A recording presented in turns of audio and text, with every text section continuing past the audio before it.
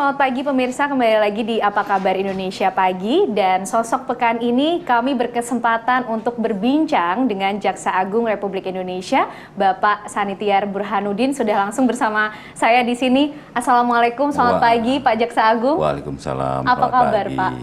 Alhamdulillah sehat. Alhamdulillah, selalu sehat meskipun pasti sibuk menangani sejumlah kasus-kasus yang terus ada nih ya Pak ya? Ya, tugas dan tanggung jawab. Tugas dan tanggung jawab. Tapi kita penasaran loh, Pak Jaksa Agung, kesehariannya sebelum bekerja ini seorang Jaksa Agung apa sih Pak yang dipersiapkan, yang dilakukan oleh Pak Jaksa Agung? Ya, rutin aja biasa Mbak. Seperti yang lain. Seperti yang lain ya? Masanya yang lain tidak sesibuk Pak Jaksa Agung nih. Enggak juga sih. Berolahraga tetaplah ya Pak ya? Ya, pasti itu. Selama pandemi, karena ini masih terus menuntut kesehatan kita semua ya. Maka kumisnya nggak kelihatan terus. Karena selalu sibuk untuk menjaga. Selalu pakai masker. Selalu pakai masker karena masih pandemi COVID-19. Nah tapi Pak, yang selalu kita lihat juga nih akhir-akhir ini Jaksa Agung bersama dengan lembaga yang lain juga nampak begitu mesra, bersinergi. Nah kita juga pengen tahu sih Pak, sebenarnya apa saat ini yang sedang menjadi prioritas dari Kejaksaan Agung Republik Indonesia sendiri? Pengungkapan kasus-kasus seperti apa sih Pak Jaksa Agung? Kalau prioritas tetap aja kita terus adalah dalam rangka kalau penegakan hukum gitu. Kita karena ranahnya kita hanya bisa menangani perkara pidana khusus yang pasti para korupsi. Gitu. Karena kalau pidana umum kan dari polisi kita hanya untuk penuntutannya. Itu yang dilakukan dan menjadi prioritas Kejaksaan Agung Republik Indonesia sampai sejauh ini. Tapi Pak, terakhir kita melihat juga Pak Jaksa Agung bersama Menteri BUMN Erick Thohir dan juga Ketua atau Kepala BPKP ini juga kembali mengungkap adanya kasus dari perusahaan-perusahaan plat merah Pak BUMN seperti Garuda Indonesia.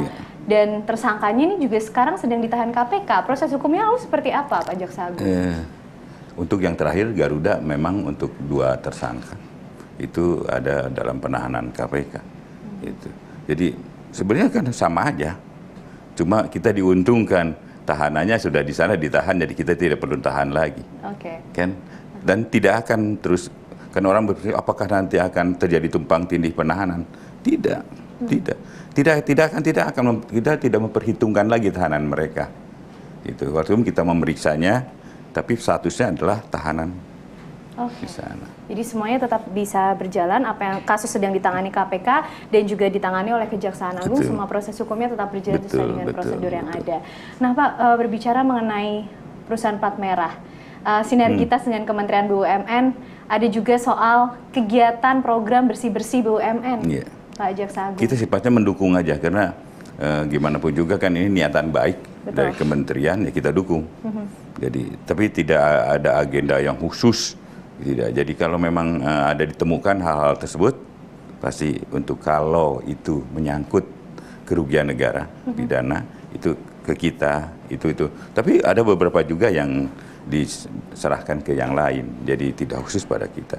Kemudian yang utamanya, kami ini punya fungsi tugas di bidang keperdataan, itu yang mendukung restrukturisasi BUMN, kemudian restrukturisasi organisasi, bahkan langkah-langkah untuk perbaikan sistem kami dilibatkan.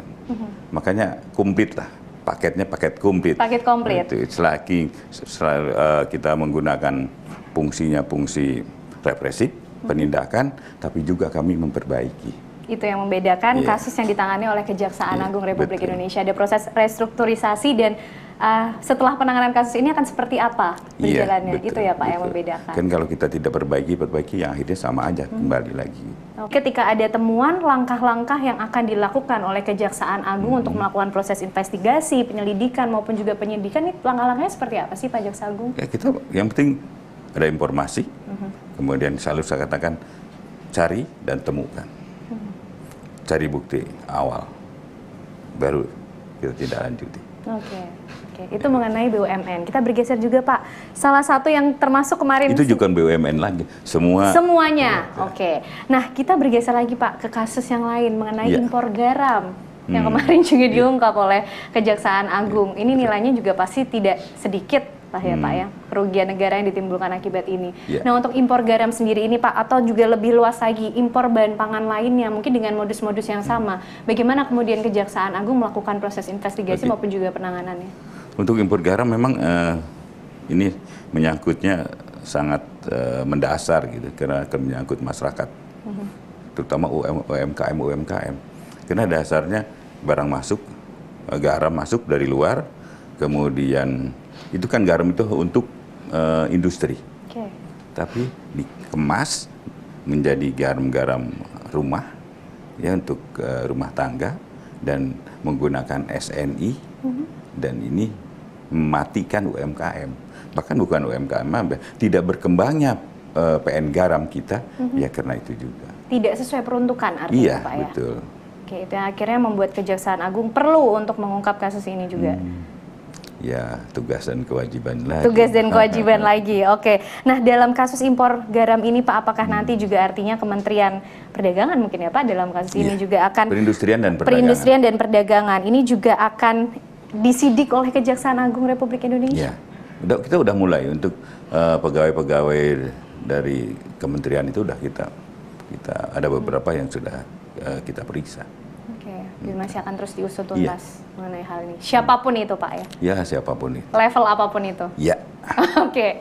Nah, Pak Jaksa Agung, ada juga kasus mengenai PT Duta Palma Pak, yang kemudian tersangkanya masih buron. Lalu bagaimana ini kemudian Kejaksaan Agung mengambil langkah, mungkin juga bisa diceritakan Pak, langkah-langkah ke depan terkait juga dengan kasus ini? Duta Palma ini sungguh menarik Mbak, karena efek kasus ini perkara penyuapan Gubernur Riau.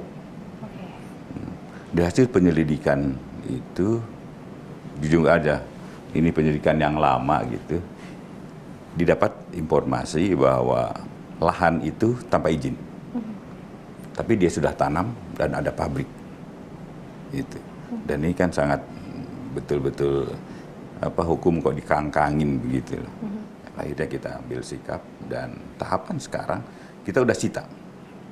Lahan itu pabrik sudah kita sita dan kita titipkan di PTP 5 Pakanbaru. Dan saya akan kembangkan lagi karena berdasarkan informasi yang ada di daerah Kalimantan Barat itu ada 200.000. Mudah-mudahan ini sama modusnya, tapi bukan mudah-mudahan halnya kami menemukan itu.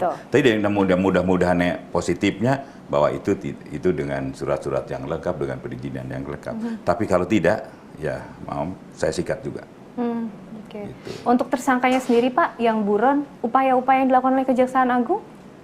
Nah, sementara kita panggil aja seperti normatif dulu, karena memang adanya di Singapura nih. Adanya di Singapura. Dan jadi DPO, kebetulan DPO-nya DPO KPK juga. Jadi mungkin nanti kalau KPK nangkap kami juga insya Allah dapat diuntungkan, tapi kita siapa dulu gitu. Tapi memang kita kerjasama dengan Singapura belum berjalan. Oke, jadi kerjasama itu juga yang nanti akan diproses juga. Betul. Oke, menarik berbincang dengan Pak Jaksa Agung dengan kasus-kasus yang sedang ditangani dan proses investigasi serta penyelidikan dan penyidikan mungkin yang akan berlangsung. Tapi saya juga masih ingin ngobrol nih Pak, termasuk tadi soal bersih-bersih BUMN nih, yang masih kita pengen tahu nih langkah-langkah sinergi Kejaksaan Agung Republik Indonesia dengan Kementerian BUMN ataupun juga dengan lembaga yang lainnya mungkin ya Pak ya, dalam pengungkapan kasus-kasus atau dugaan korupsi atau yang lainnya. Tapi usai jeda pemirsa, Apa Kabar Indonesia Pagi masih akan kembali hadir untuk Anda.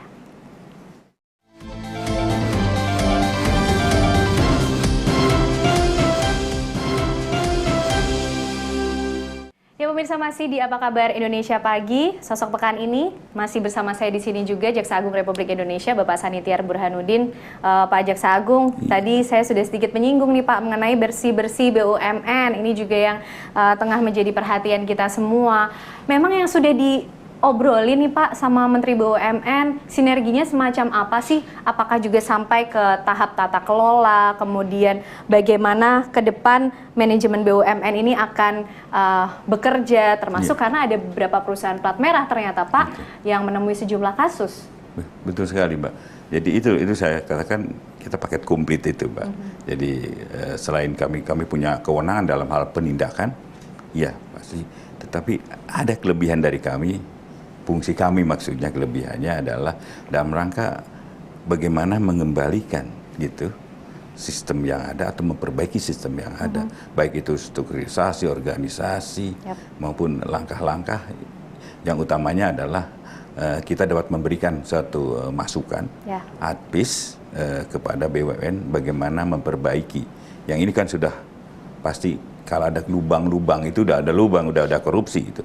Tetapi bagaimana memperbaiki supaya ke depan itu akan lebih baik lagi. Dan itu sudah kami lakukan. Jiwasraya, Asabri, kemudian Garuda juga, kami ikut terus Garuda. Kemudian banyak BUMN yang kami lakukan pendampingan. Bahkan yang tidak ada kasus korupsinya juga kami banyak lakukan pendampingan untuk perbaikan berikan sistem ini. Oke, jadi itu wujud komitmen Kejaksaan Agung tentunya tidak hanya melakukan proses penegakan hukum, tapi lebih dari itu ya Pak ya, betul. Bersinergi dengan lembaga-lembaga yang lainnya. Kita tuh kalau korupsi udah lubang, pastikan Pak harus diperbaiki lubangnya. Kenapa sampai terjadi ada lubang itu? Nah kalau kita diamkan aja sampai kapanpun korupsi akan terus berjalan. Dengan lubang yang sama dia akan korupsi dengan jalan itu aja. Tapi kan kita berusaha bagaimana memperbaiki sistem agar tidak terulang lagi kebocoran itu. Artinya juga Kejaksaan Agung sangat terbuka ketika pihak manapun kemudian memiliki temuan atau ingin memberikan laporan adanya temuan-temuan dugaan kasus korupsi misalnya di perusahaan-perusahaan plat merah di Indonesia. Ya, bukan hanya plat merah, Mbak, bukan hanya perusahaan, tapi institusi-institusi juga, apapun mungkin kementerian itu. Apapun, kita selalu kerjasama. Silahkan kalau ada hal-hal yang memang memerlukan tindakan dan memerlukan bagaimana supaya jangan sampai terjadi lagi. Oke. Nah, langkah ke depan juga Pak, Kejaksaan Agung Republik Indonesia, kita berbicara mengenai sinergi dan juga kolaborasi. Sampai sejauh ini, lembaga mana saja Pak yang sudah diajak untuk bekerja sama tentunya dalam proses penegakan hukum Hampir kita? semua institusi. itu institusi terutama. Tapi kalau kerjasama dalam penegakan hukum tentunya kami juga dengan KPK, dengan polisi kami selalu berkoordinasi. Menarik juga ketika berbicara mengenai rumah restoratif justice. Ini termasuk sebuah gerakan inovasi baru ya Pak yang dilakukan oleh Kejaksaan Agung Republik Indonesia. Sudah ada di sejumlah daerah. Bisa diceritakan dong Pak ke kita latar belakangnya nih dari rumah restoratif justice ini seperti apa sih? Kenapa sih timbul rumah itu? Yang pertama gini Mbak, bahwa kami punya program restoratif justice. Restoratif justice itu adalah suatu perkara yang sudah kita nyatakan lengkap dan sudah memenuhi syarat untuk dilimpahkan ke pengadilan. Tetapi kami punya azas, punya kewenangan kami adalah azas domitus litis. Domitus litis itu adalah suatu kewenangan bagi seorang jaksa untuk bisa melimpahkan perkara itu ke pengadilan atau tidak melimpahkannya. Ini dasar hukumnya kenapa kami lakukan itu.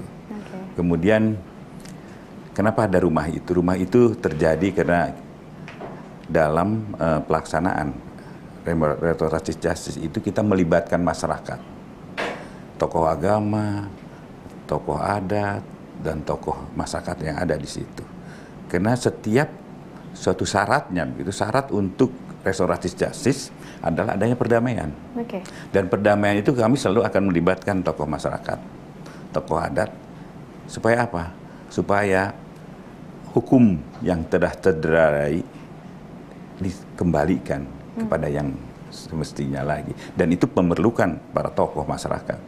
Dan itu yang terjadi, maka kami berusaha gimana caranya kita dirikanlah rumah restoratif justice. Tujuannya adalah hanya balai pertemuan untuk menyelesaikan masalah-masalah hukum. Itu bisa kami kan, karena kami punya fungsi keperdataan, kami juga bisa menyelesaikan kalau ada hal-hal yang sifatnya keperdataan, apalagi dengan pidana. Itu aja yang utamanya. Sejak didirikannya rumah restoratif justice ini Pak, progresnya seperti apa sampai sejauh ini? Untuk sebenarnya sebelum ada restoratif justice juga kita sudah rumah ya, sebelum ada rumah kami juga udah RJ ini restoratif justice sudah sejak Juli 2020 dengan peraturan Jaksa Agung nomor 15. Kita udah hampir 1.200, 1.300 perkara yang dapat kami selesaikan. Gitu. Jadi tidak melalui pengadilan, tapi diputus. Nah, oke. Itu artinya, ini kalau tadi berbincang juga, Kejaksaan Agung Republik Indonesia sekarang tajam ke atas, humanis ke masyarakat juga. Ini termasuk sesuatu upaya-upaya untuk bisa membangun komunikasi dekat dengan masyarakat, Pak? Betul. Dan ini sudah banyak teman-teman masyarakat yang selalu katakan, kejaksaan sekarang tidak serem lagi katanya. Oke. Itu dan banyak kita punya podcast juga, Mbak. Podcast juga. Mungkin silahkan kalau nanti kita berbincang ya Pak ya di situ. Lebih dekat lagi dengan masyarakat tentunya, lebih tahu lagi apa yang dilakukan Kejaksaan Agung Republik Indonesia. Nah, katanya tadi kalau kata orang Kejaksaan Agung sekarang sudah mulai cair katanya. Sudah mulai cair. Tidak tertutup lagi. Katanya loh, katanya. Artinya, saya juga nggak tahu. Ternyata keterbukaan dan transparansi itu yang itu perlu. Butuhkan justru. Dicari oleh masyarakat ya Pak. Dan saya jujur aja, media bagi saya itu faktor yang penting. Karena aparat kami itu tidak bisa banyak, sedikit gitu, terbatas. Kalau ada informasi dari masyarakat melalui media, itu bagi kami sangat bagus sebagai masukan, dan tentunya kami akan lebih bisa mengawasi lagi pola kerja teman-teman di daerah. Oke, jadi masyarakat dilibatkan secara aktif ternyata di sini Pak, ikut mengawasi kinerja dari para jaksa ini ya Pak ya. Oke, Pak Jaksa Agung, momennya nih sebentar lagi ramai Pak, karena akan ada Pilpres 2024. Ini tentunya momentum yang besar untuk negara kita. Nah, bagaimana Pak Burhanuddin sebagai Jaksa Agung Republik Indonesia menjamin, memastikan netralitas dari Korps Adiaksa ini Pak, apalagi jelang Pilpres 2024 atau nanti pada saat penyelenggaraan Pilpres 2024? Ya. Jadi gini Mbak, selalu kan dikatakan awal saya orang partai ini. Saya bilang saya ada di mana-mana, saya tidak di mana-mana. Artinya saya selalu katakan dengan teman-teman di daerah juga, setiap saya bicara bahwa kita harus menempatkan tidak dalam satu posisi partai. Karena ini institusi. Artinya lagi kami tidak boleh kemudian terus membackup ini, untuk nutup ini, kami tidak ada. Dan setiap kita program ada pemilihan kepala daerah, selalu sumber edaran bahwa untuk kalau ada informasi di dalam rangka ada pemilihan kepala daerah, kita tidak boleh menanganinya sementara. Kita pending dulu sampai betul-betul situasinya pemilu pilkada itu waktu itu supaya betul-betul netral. Jangan sampai institusi kami dipakainya secara politik untuk menekan sesuatu. Tidak ada lagi bagi kami. Jadi itu dituangkan dalam langkah-langkah yang sudah disampaikan juga dari Pak Jaksa Agung kepada semua lini yang ada di Korps Adiaksa, Pak? Betul. Okay. Jadi haram hukumnya. Haram hukumnya. Untuk itu. Jadi persiapannya juga jelang Pilpres sejauh itu yang dilakukan dan sudah diinstruksikan oleh Pak Jaksa Agung seperti itu ya Pak? Iya. Oke, jadi tetap bekerja sesuai dengan peran dan tanggung jawabnya untuk melakukan investigasi terhadap kasus-kasus yang ada. Oke. Saat ini Pak yang sedang menjadi concern dan perhatian dari Kejaksaan Agung Republik Indonesia sendiri di tengah situasi yang ada Pak? Kita ini aja Mbak, kita fokus dulu dengan tugas pokok kita, ya, terutama untuk pengungkapan saya ini. Kita akan coba mengungkap mungkin yang lain selain ini, karena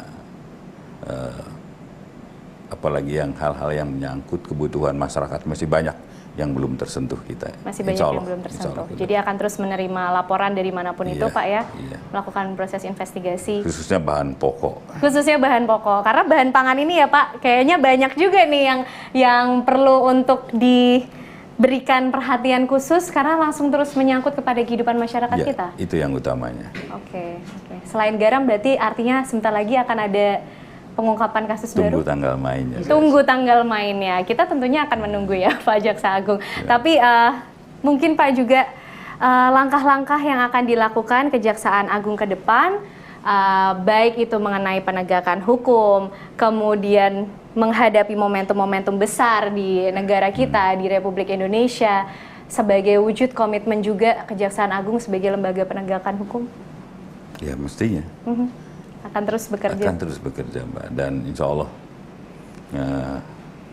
asal ada bukti, ada fakta, kami tidak akan segan untuk melakukan tindakan. Asal ada bukti, asal ada fakta. Iya. Tidak harus selalu menunggu laporan itu datang dulu ya Pak ya? Dan tidak semua perkara harus menunggu laporan. Kami banyak yang kita ungkap sendiri. Gitu. Karena kebanyakan mungkin mikirnya kalau Kejaksaan Agung ini menangani perkara-perkaranya yang besar-besar. Tidak juga ya Pak ya? Enggak juga lah. Pokoknya ada, kalau orang Jawa itu wong kelebet, dikit sikat lah. Oke, apalagi walaupun perkaranya kecil tapi menyangkut kepentingan hidup orang banyak. Utama khusus, betul. Jadi kita lebih fokus begitu Mbak. Kalau akan menyangkut harkat hidup rakyat. Jadi itu yang diinstruksikan oleh Pak Jaksa Agung Republik Indonesia. Ke depan Pak, inovasi apa lagi sih Pak? Gerakan apa lagi yang mungkin akan dilahirkan oleh Kejaksaan Agung Republik Indonesia? Rumah restoratif justice sudah. Apalagi kira-kira Pak? Mungkin yang akan waktu dekat soal rumah rehabilitasi. Rumah rehabilitasi. Selalu saya gaungkan bahwa pemakai, ini Mbak ya, pemakai narkoba itu bukan tempatnya di penjara, tapi tempatnya direhab, diperbaiki agar tidak mengulang lagi. Kalau bagi penjual, ya harus ditindak. Harus. Nah, tidak ada toleransi sedikit pun. Iya, tapi kalau pemakai kan korban mereka. Korban ya harus kita, ayo masuk rehab, direhab sampai sehat betul supaya tidak mengulang lagi makainya gitu. Baik, terima kasih untuk waktu dan kesempatannya Jaksa Agung Republik Indonesia Bapak Sanitiar Burhanuddin sudah mau berbagi informasi kepada masyarakat Pak, tentunya apa yang sudah dan akan terus dilakukan oleh Kejaksaan Agung Republik Indonesia sebagai juga lembaga penegakan hukum. Sukses untuk Kejaksaan Agung Republik Indonesia. Pak Burhanuddin, sehat selalu.